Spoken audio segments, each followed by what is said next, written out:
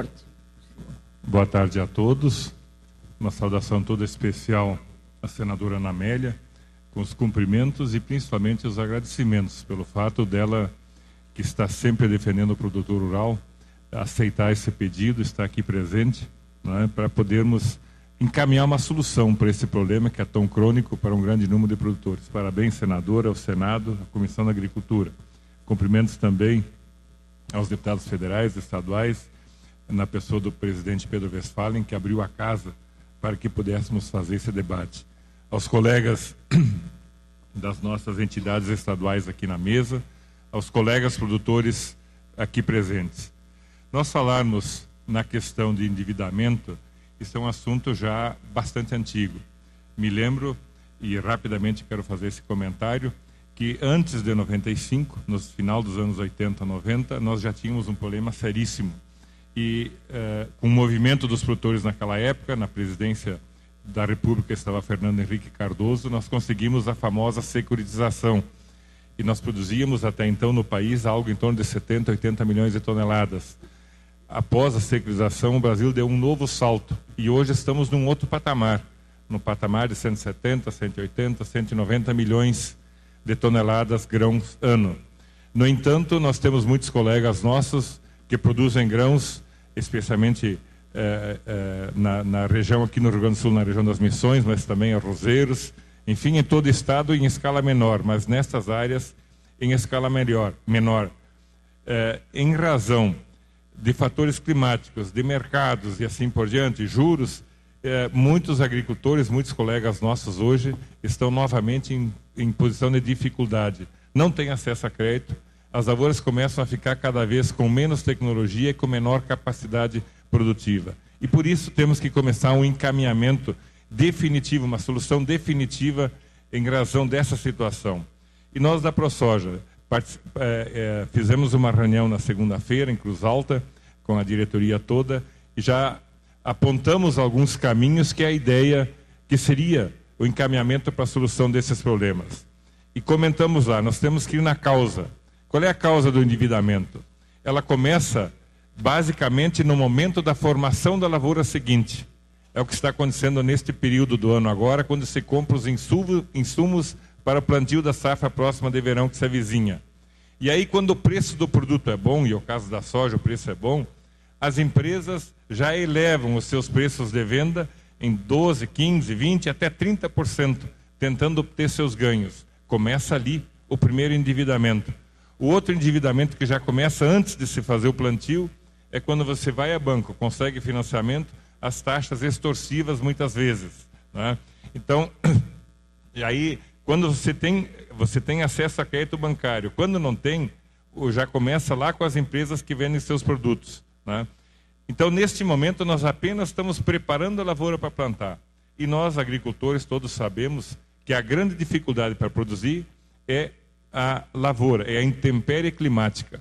Aí nós começamos a torcer e rezar todo dia para que chova na hora certa, para que o clima, enfim, seja de acordo com aquela cultura.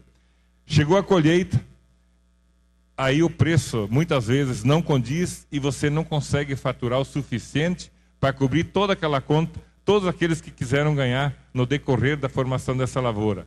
E o endividamento começa por aí. Então, a solução disso, o que se pode fazer? São várias atitudes que devem ser tomadas, no nosso entender. Primeiramente, brigar para que o preço dos insumos não possa se aviltar neste momento. O crédito bancário para a produção de alimentos tem que ser reduzido. Nós temos que ter taxa diferenciada, porque nenhum ser humano, morando na cidade ou morando no interior, consegue sobreviver sem agricultura. Não precisa só o agricultor ter renda e sobreviver.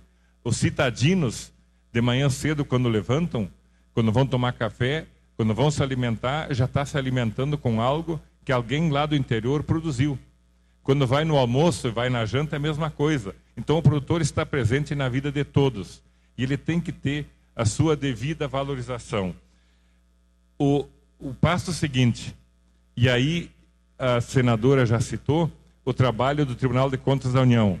E eu quero aqui fazer uma menção especial ao nosso presidente do Tribunal de Contas, João Augusto Ribeiro Nardes, na pessoa do Pedro Royce, que está aqui, que é irmão dele.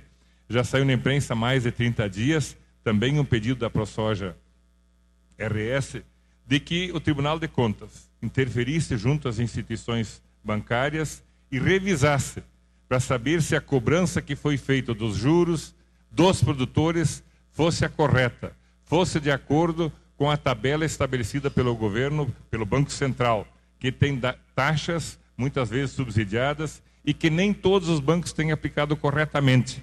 Muitas vezes com um percentual do financiamento à taxa subsidiada e mais um percentual à taxa de mercado. Começa aí já o problema. Então, em razão do Tribunal de Contas aceitar que se faça esta revisão, isso é o primeiro passo, para que as contas a serem renegociadas sejam enxugadas, que seja retirado daí toda a gordura existente em função de financiamentos anteriores. Seja dado um prazo compatível, 20, 23 anos, com alguma carência, para que esse produtor possa novamente ter acesso a crédito. E essa renegociação de dívida, ela não pode impactar no limite de crédito para o novo financiamento, porque senão ele vai estar tomado, ele não vai ter acesso a crédito. O banco vai chegar lá, não, mas você renegociou tanto, você não tem acesso a crédito porque você já está devendo. Essa renegociação é fruto de débitos anteriores, tem que ser fora de limite. Juros, quando da securitização em 95, o juro foi de 3% ao ano. Está sendo pago até hoje. Depois, com a renegociação que aconteceu lá em 2000, 2001, os juros continuam 3% e o vencimento final é 2025.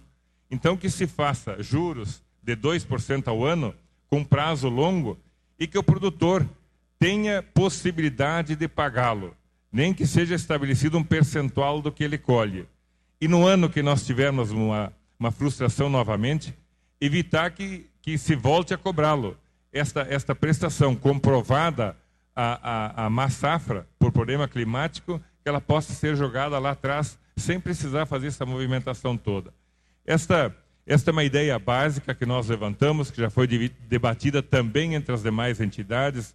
Eu acredito que os arrozeiros, o pessoal aqui, a Farsul e a FETAG, que representam os nossos sindicatos, tanto de trabalhadores como sindicatos rurais, o próprio Antônio da Luz, que vai falar daqui a pouco, vai apresentar números, tem uma composição de números, acredito que o pessoal da FETAG também, e isso é interessante, para que todos nós possamos analisar o porquê dessa situação. E para encerrar mais uma vez, senadora, nossos agradecimentos, cumprimentos por estar aqui, e achamos que este, na verdade, é o caminho para começarmos a resolver o problema do endividamento, porque a agricultura e o agricultor têm muitos outros problemas ainda. Temos a questão ambiental que não está encaminhada, tem a questão indígena, questão trabalhista e assim por diante. Mas hoje o assunto é endividamento. De toda forma, acho que é o que mais preocupa e o que primeiro precisamos solucionar. Muito obrigado. Muito obrigada pela colaboração.